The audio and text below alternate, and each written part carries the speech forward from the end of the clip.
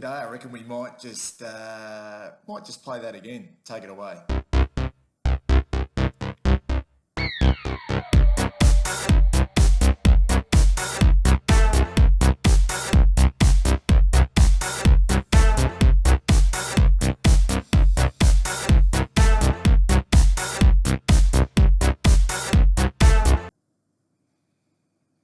How good is that, eh? How good is that? That's my new intro, courtesy of the great Bo Johnson. Now, just a quick little story behind that new piece of music. I got a few messages during the week in regards to whatever happened, if you've been following this channel for quite a while, whatever happened to the music I used to use to introduce most of my episodes, which was the My Blue Heaven song or rendition by the great Fats Domino. Now, what actually happened was I was being, I suppose, caught by YouTube in regards to copyright. They wouldn't let me use it. Thus, I had to change use of music, my own music from the Werribee River Band, which wasn't quite going down well with the viewers. And Bo, who does all my artwork, put his hand up to do all my artwork and does a fabulous job, says leave it to me. He's also a DJ, and he just went like that, and next thing you know, he's come up with that unbelievable intro, which I'll be using on every video, basically on every video to begin the show. So thank you, Bo. Hope you enjoyed that, guys. Big preview. Well, not so much a big preview, but big game coming up, round 4 clash against the Gold Coast Suns at Metricon Stadium, a ground that we've got to know quite well. Obviously, last year it was our home for a period of time, and we've had a pretty interesting history there. We cannot forget that game way back when Brett Ratton put the nail in the coffin of Brett Ratton's coaching tenure. I've had some good wins there in recent years. Go back to that great win, a rare win under Brendan Bolton when Paddy Dow kicked that unbelievable goal in his first season.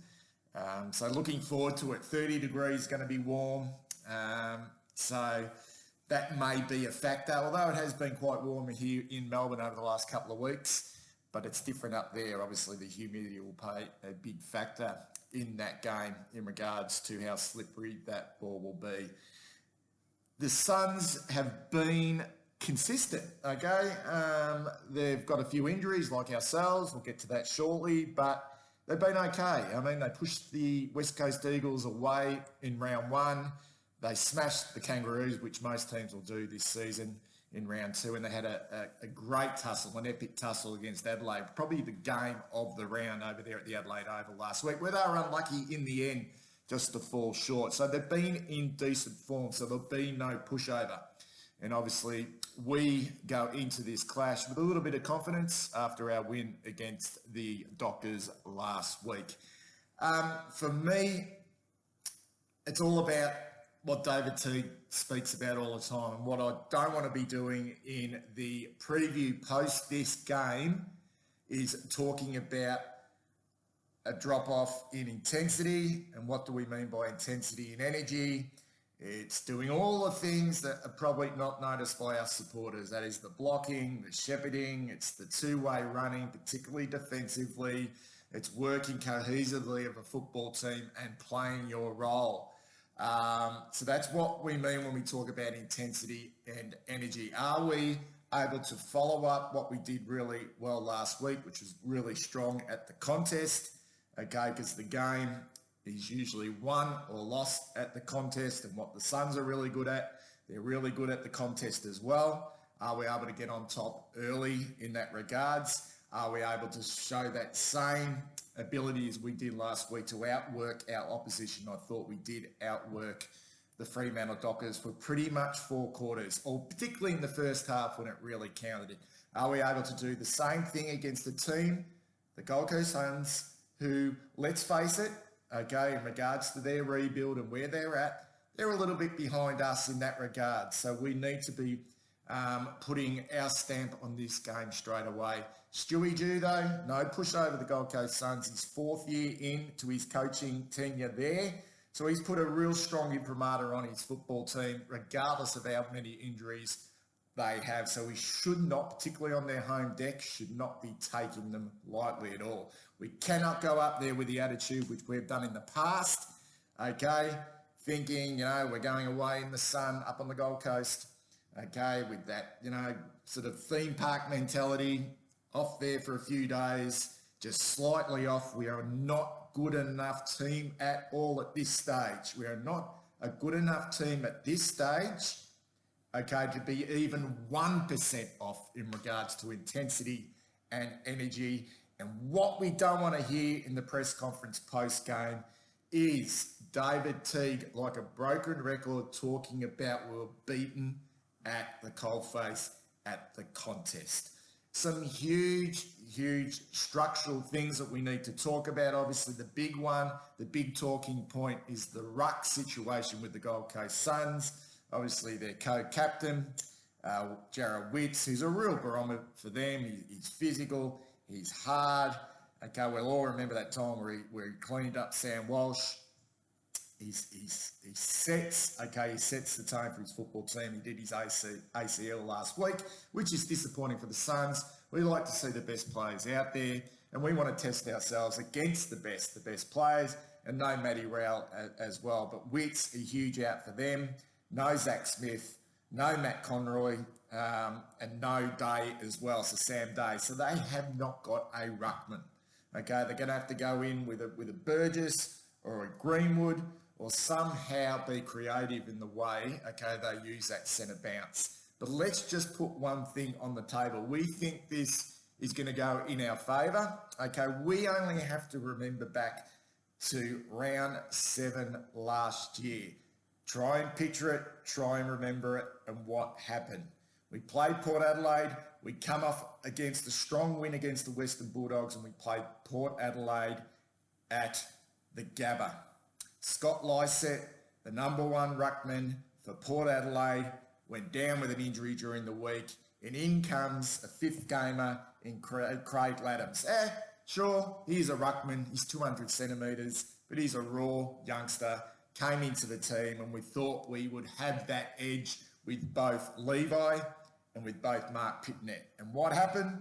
Mark Pitnet, he had an absolute howler. He had no influence on that game at all. And it wasn't about the hit-outs either, okay? We won the hit-outs that game. It was about what Laddams was able to do at ground level. And he, in the end, became an extra midfielder for the Port Adelaide Football Club and was huge. He was one of the best on the ground. He was absolutely huge in his sixth game of football to pick up 21 disposals, and 15 of those 21 disposals by Laddams on that day, okay, where we got beaten by Port Adelaide, were uncontested possessions against Pitnet, who only had the 3 disposals himself. So that is a huge learning, okay, exercise for us. Have we learnt from last year? Has Mark Pitnet learnt from last year that he went into that game, he definitely went into that game, okay, with the attitude that he thought he had it all over his younger opponent. Okay, and he got his pants absolutely pulled down. So for me, that's going to be interesting. So can Burgess, can Greenwood, whoever is in the middle, okay, are they able just to maybe make it hard for Pitnet and become an extra midfielder at ground level? We need to be on our guard in that respect. So let's talk about the other key matchups. Okay, I can't wait for the Ben King, Harry McKay. Not match up, but you've got 2 young full forwards at either end. Okay, King was superb last week for the Gold Coast Suns to get at Adelaide. He's kicked 4 goals last week. He's got 10, and obviously Harry was great last week for us, kicking 7. Okay, can't wait to see who has the biggest impact because they're 2 towering figures. So that brings me to who will play on King. Okay, what we've seen in the past, particularly with Jacob Wiedering, is that and this is a natural thing for most key defenders, but the key forwards that have troubled Wieders the most have been the players who can jump and reach the ball at its highest point with the arms stretched, and they are the King brothers, okay? So Max has troubled Wieders in the past, and I'm sure Ben okay, who's in really good form himself, may cause Weeders some headaches. But that all becomes how hard we make it for the Gold Coast midfielders. Can we put enough pressure on them just to stifle their ball movement going forward and help our defence out? So I think Weeders will go to King, which will leave Jones to do that job he did last week as that intercept defender. But it could go the other way. Does Jones play on King, allowing Weeders to be freed up a little bit more? That will be interesting. Okay, the other key matchup, and this is the one that worries me because both of these boys had absolute stinkers last week for the Gold Coast Suns. One had a rocket put up his ass in the media during the week, and that's Isaac Rankin. Really, really talented youngster who loves playing at home. Okay, he just strikes me as this player that loves playing in front of his own audience. And Alex Sexton. Now, I've got a feeling Sexton may be dropped, but these two boys are the type of players that can cause us some real headaches, particularly when that ball hits the deck. Particularly Isaac Rankin, who's just a class player. At 179 centimetres, okay, he is and I mentioned this in my review after last week's game. This is the perfect matchup for Lachie Plowman, not the median type forward, okay, the hybrid type forward who's good overhead and good off the deck, but the smaller type forward who's dynamic at ground level. So I'd like to see Plowman, okay, play on Isaac Rankin. And the fact that Isaac Rankin, okay, has been criticised during the week makes him a very, very dangerous proposition. I got a feeling Sam Walsh, who's had a flight, his season thus far, if you compare 2021 to last year, where he started off a little bit slowly, okay, he's off to a flyer. Okay, there's a lot of press in regards to Sam Walsh. Externally, he's adored. His work rate's unheralded. So we know things won't go to his head. We know that.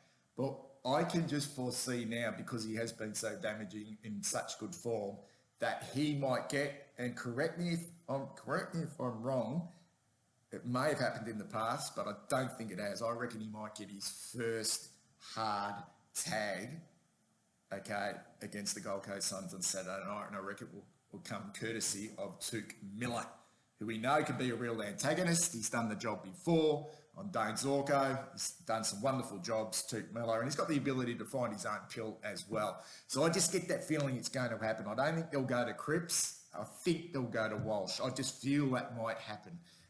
Which will leave, I suppose, Greenwood possibly to go to Cripps, that bigger body. We'll just have to see the way that pans out. But I don't think the Gold Coast Suns can afford, okay, just to let Sam Walsh run his own race. Miller's got the engine. He's got the discipline. Okay, he's hard. He's tough.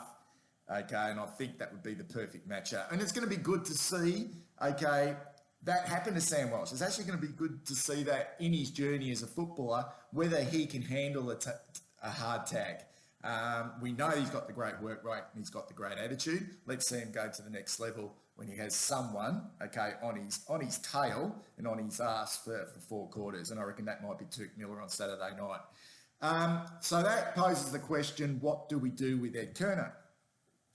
What we saw last week, that Ed, okay, it just changed the whole dynamic of our midfield when we had Ed as a run-with player. Not necessarily a hard tag, but a run-with player, and he went to Brayshaw last week and did a really good job. Brayshaw really had no influence on the game at all. So who does Ed go to? I've targeted 4 players. Noah Anderson, more of an outside player, plays that sort of wing role, but can go into the middle. He's gone 19 disposals, 35 and 26, so he's in really good form. Only a second-year player. Does Ed go to him, or does he go to a Jack Bowes who's been in terrific form himself? 30 disposals, 31 and 24. And it's done particularly good jobs against us in the past. Or does he go to an experienced David Swallow? Or does he go to the Brandon Ellis, who's been in really good form himself, the former Tiger Premiership player? That will be interesting. I get a sense he might go to either Anderson or Bowes. And my preference would be probably to Anderson, just because he's such a good user of the pill. The other one, I don't think, and this is The guy that worries me in the back half for the Suns is Jack Lukosius, just because I think he's one of the best distributors in the competition, plays behind the ball, sets the Suns up beautifully from across half back, and has got the ability just to push up, okay? Really push up and squeeze the ground. And if he's able to get the ball, if the Suns are able to get the ball in his hands going inside forward 50, then look out. So I don't know if we go a tag on Jack Lukosius, but he's one we need to be really aware of. Okay, so the changes. Okay, this is the big thing for us has been, what do we go in regards to structure? I mean, a lot of talk about Levi. He's been in poor form. I don't think Levi will go out. I really don't. I just think there's a possibility, just because the Suns don't have a ruck, that we could maybe give Levi a rest and only play Pitnet. But structurally, I think Teague likes a couple of big key forwards for a start. I still think Gov needs another run in the twos. And I think Harry, if you're a big key forward like Harry, and Harry kicked 7-5 last week and got on the end of the ball, and he was the number one target inside forward 50. Harry would enjoy, having another big-bodied key forward, in the front half with him. And that's what, at this stage, Levi is at least providing, Will the ball suddenly clunk in his hands? Maybe they will in the next couple of weeks. We'll just have to wait and see. Do we take Levi over on a slippery, dewy deck where it's going to be humid? Maybe we don't. But structurally, it provides Harry, with some real support down there.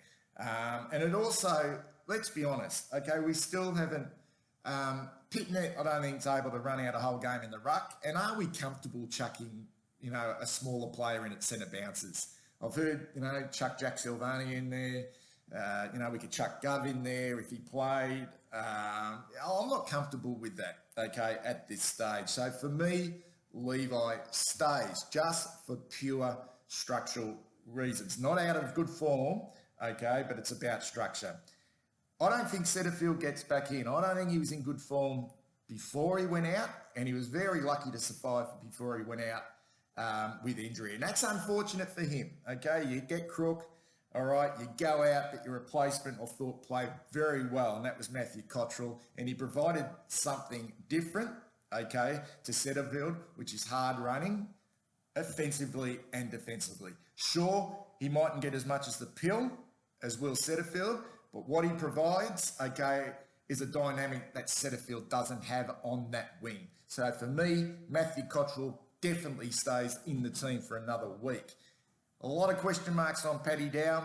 I'm the same, Sure, he hasn't been in good form, His form from the practice matches, where he's really good in the first practice match against Essendon, has gradually dropped away.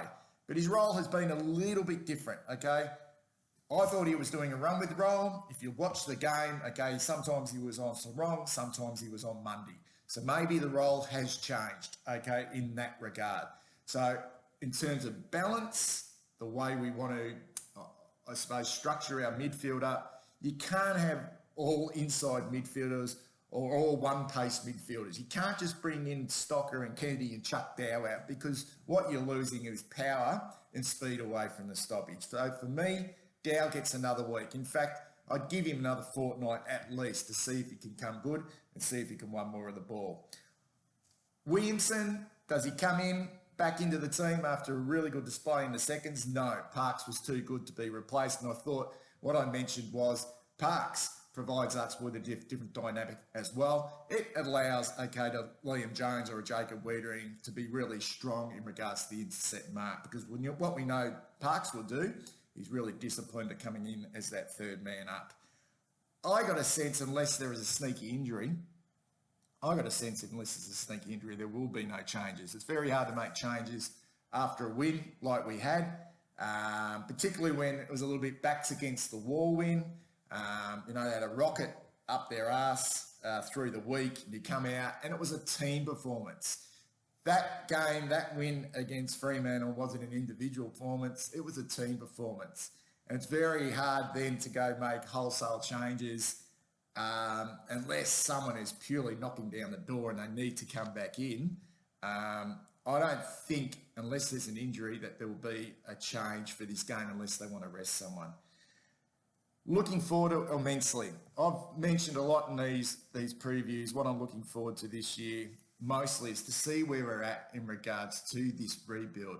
Where do we stack up against the likes of, the teams that were inside the 8 last year, the teams that are knocking on the 8 this year, and then these teams like the Gold Coast Suns and Fremantles, who we should be in front of.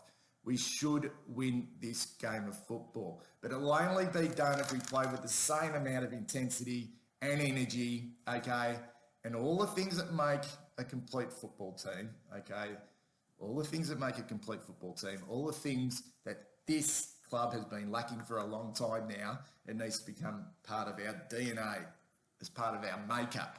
So this week, as supporters, we should be really confident. We should be really confident that a repeat performance, at least in regards to energy and intensity, will be displayed again. Last year, I think we won 2 in a row on a couple of occasions. There's an opportunity to get another one on the board early in the season, and then mouth-watering contest, guys. Mouth-watering contest the following week. And I know don't get too far ahead of yourselves, but we win this one against the Suns. We do what we have to do, get the job done up there against the, a decimated team. Let's be honest. And then we have Port Adelaide at the MCG. I think it's a Saturday night. And you remember what they did to us last year? They beat us after the sign. That, for me, is just beautifully set up. Okay, beautifully set up. Hope you enjoyed this video. Press the subscribe button if you haven't already, and I'll speak to you soon.